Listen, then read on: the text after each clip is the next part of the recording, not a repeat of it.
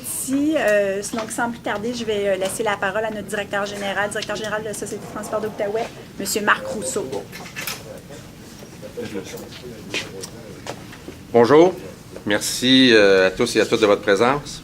Hier, au courant de la journée, suite au constat d'un problème technique touchant la servo-direction d'autobus hybrides livrés entre 2016 et 2019 aux 9 sociétés de transport du Québec, les sociétés de transport ont initié un processus d'inspection des véhicules concernés.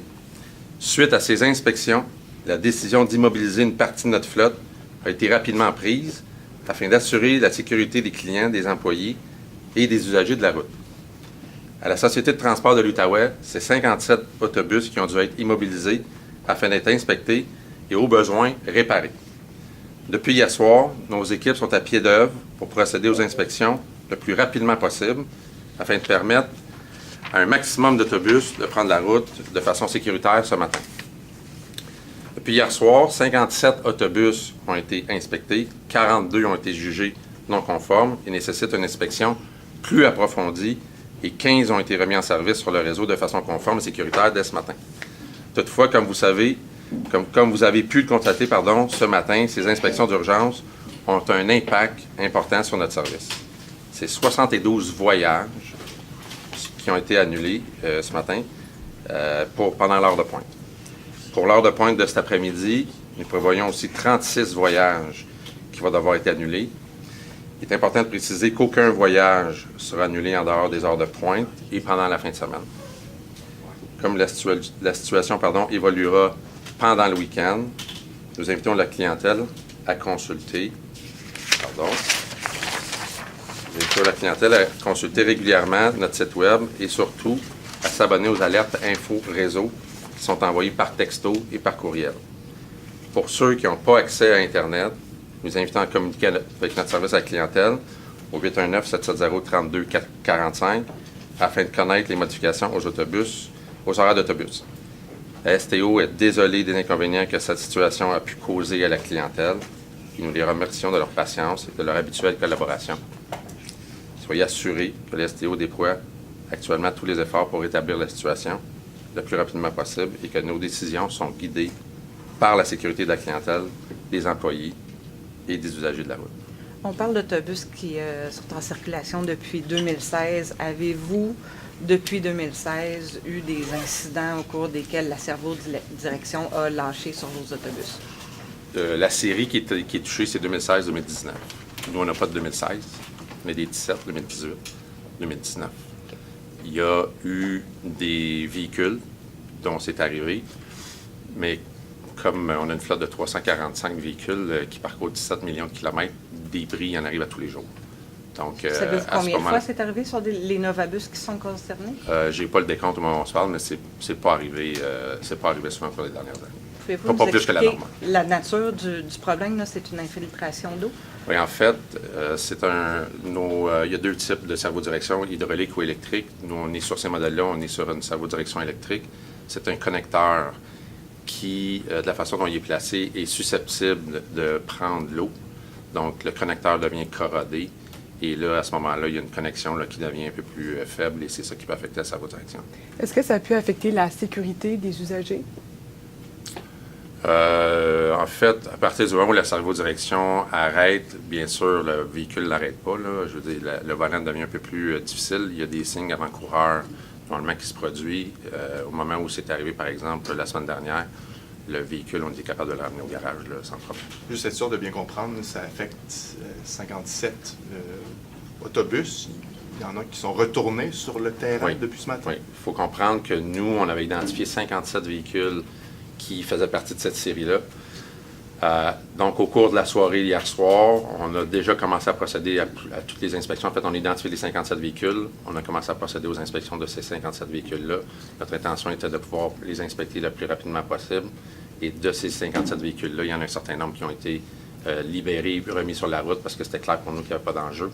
Et les autres ont été arrêtés. Est-ce que donc, on a besoin d'une inspection plus approfondie. Est-ce que les véhicules qui ont été remis sur la route devront tout de même faire l'objet d'une réparation quelconque lorsque Novabus aura les pièces requises? En fait, on attend un bulletin de service de Novabus qui va nous donner le correctif il risque d'avoir un correctif à court terme et un correctif à long terme qui devra être apporté sur les véhicules. Justement, au sujet de l'accessibilité des pièces, est-ce que vous avez ce qu'il vous faut pour réparer les autobus problématiques? Et si oui, combien d'autobus vous pouvez réparer avec le stock de pièces que vous avez? On a réussi à mettre la main sur 2 kits de réparation qui restaient disponibles sur les tablettes hier soir. On les a commandés, on a probablement été plus vite que certains. On a réussi à commander ces pièces-là, devraient arriver aujourd'hui. Mais évidemment, pas moins qu'on a encore 42 véhicules aujourd'hui qui est arrêtés. Puis avez-vous une idée du temps que ça pourrait prendre? Est-ce qu'on parle de jours, de semaines, de mois? Bien, en fait, nous, aujourd'hui, on continue ce qu'on appelle notre seconde ronde d'inspection, donc inspection un peu plus approfondie. À partir de cette seconde ronde d'inspection-là, on risque d'être capable de remettre des véhicules sur la route parce qu'on va réaliser que finalement, les véhicules sont conformes. Pour ceux qui ne rencontrent pas les règles qu'on s'est données là, à l'intérieur des différents services d'ingénierie, ils vont rester arrêtés jusqu'à temps qu'on ait un correctif là, qu'on puisse y apporter. Mais vous n'avez pas une idée de l'horizon de Pas au temps? moment où on se parle. Non. Est-ce que vous pouvez avoir accès à d'autres autobus pour remplacer ces autobus-là qui sont... Vous comprendrez qu'au Québec, on a à peu près tous les mêmes autobus. Il y a 600 autobus aujourd'hui qui ont été immobilisés, en tout cas pour la pointe du matin. Donc, je ne vois pas où je vais réussir à trouver ces autobus-là au Québec. Votre flotte comporte combien d'autobus au total? 345. Monsieur, when did you recognize, en anglais s'il vous plaît, the problem? And what is the problem? We recognized that we had an issue with the power steering yesterday, and we started to do some inspection during the evening, and we discovered that based on the number of inspections that we've done, there was a potential issue, and then we decided to ground the 57 vehicles. To what extent has there been a disruption to service? There was no disruption of service except we had one vehicle last week which had that problem, and we've been able to bring it back to the garage. And today, the 57 buses that were affected, how did that disrupt the morning commute, and how will it disrupt commutes going forward? We had 72 trips that have been canceled this morning, and we're planning that I think it's 37 that's going to be canceled this afternoon. What are you advising for passengers and riders going forward who might say, let's avoid STO for the time being? Well, the people could consult our website, and there's a way that you could abonner, you could subscribe to what we call our Alert Info Réseau, and they should be able to have all the information that they need via texto or How email. quick was that messaging sent out this morning? Were people waiting out there for buses that never arrived? Well, in fact, the information was out there as soon as I think it was midnight or something like that yesterday night. So that you don't have any word of people who were out there who did not get that messaging? The majority of people knew about this ahead of time? Well, if people just consult their info réseau, they should be able to have the information in time. Yeah. Comment vous choisissez les voyages qui sont annulés? En fait, il y a une analyse très exhaustive qui a dû être faite entre notre équipe de planification et d'exploitation. L'idée, c'était de trouver une façon de minimiser l'impact sur le réseau.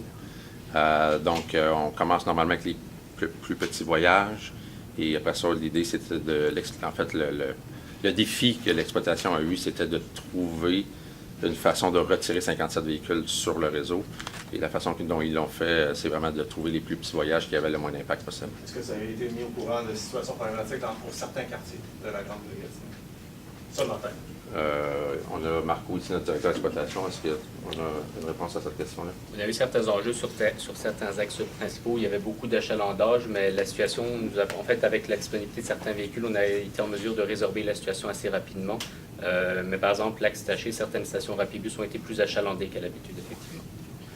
Et dernière question, est-ce que la goutte qui a fait déborder le vase pour l'ensemble du Québec, est-ce que ça s'est passé chez nous hier matin? Il n'y avait pas eu un incident vers 6h45, un autobus dans ces... Non, en fait, c'est plusieurs incidents isolés, je vous dirais, au cours des dernières semaines. Là. À partir du moment où on s'est mis à se consulter là, entre sociétés, qu'on a réalisé qu'il y avait peut-être un problème plus gros que des cas isolés. On s'entend, ça prend quand même plusieurs cas. Là. Il y a plus de 1000 véhicules sur la route là, qui ont cette série-là.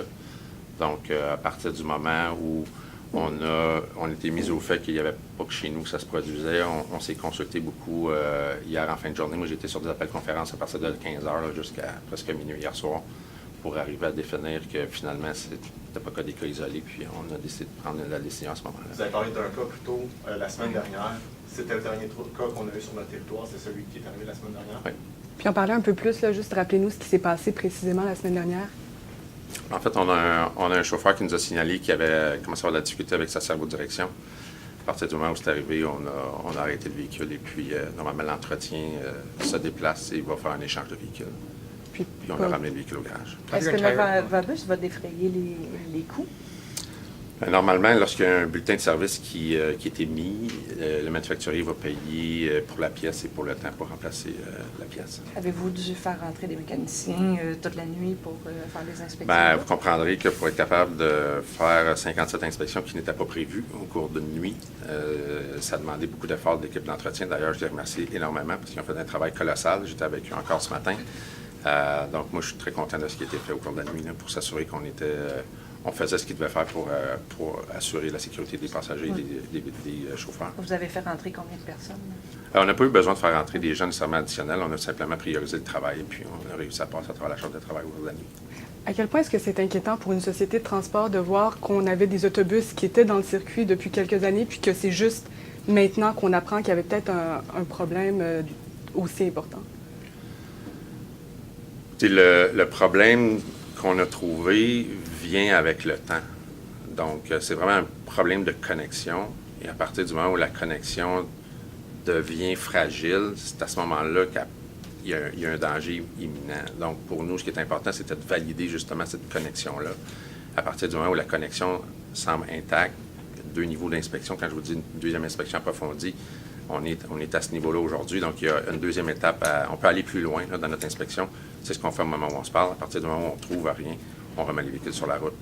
À quoi ça ressemble quand une servo-direction lâche sur un autobus? On sait que dans une voiture, on se met à forcer un peu plus, puis on réussit à s'en sortir, mais dans un autobus, ça doit être assez différent. C'est à peu près le même feeling. C'est juste que tu as 40 000 livres à pouvoir dans le volant au lieu de votre voiture. How many of these buses do you have in your fleet total? We had 57. So the entire 57 on 57. 345. And what's your entire fleet of buses in STO? How much does this 345. represent? 345? No, we have 345 buses total, and we had 57 of that series. What about the parts availability? What is the challenge for you to repair those buses in a reasonable time for the customers? We are in constant conversation with the manufacturers, so we're waiting from these guys to be able to tell us what we're going to have to do and what the part we're going to have to replace. And what do you have in store? Well, we have only 2 pieces today for replace that, the connection that we're talking about. And but long term, they're going to have to come back to us with a permanent solution. And does Novabus pays for all of that? Well, usually Novabus will issue bulletin de service, as they call in French, and they will usually pay the time and the parts. Yeah. So what does this mean for riders over the coming days and weeks for STO? What is your message to them? Well, for the weekend, there won't be any issue on the network because usually there's less vehicle on the road. During tonight as well, we're still waiting for the final count and see how we're going to have to deal with that on Monday morning. This could be weeks. Could be weeks. Rappelez-nous à quel point ça représente un casse-tête pour vous dans un contexte d'augmentation de l'achalandage puis d'autant d'autobus qui sont pas en service. Bien, vous comprendrez qu'on a effectivement, nous, à la STO, une croissance de l'achalandage qui est probablement plus élevée que la moyenne des sociétés de transport au Québec. Là. Alors, c'est sûr que pour nous, déjà, on avait un enjeu, et je l'ai mentionné plus tôt cette semaine, on a un enjeu déjà de matériel roulant par rapport à notre besoin. Donc, clairement, ça va amener un défi additionnel là, pour les semaines à venir. Pour nous, ça, c'est très clair. Mais notre priorité, c'est vraiment de pouvoir remettre des véhicules sécuritaires sur la route le plus rapidement possible. Merci beaucoup.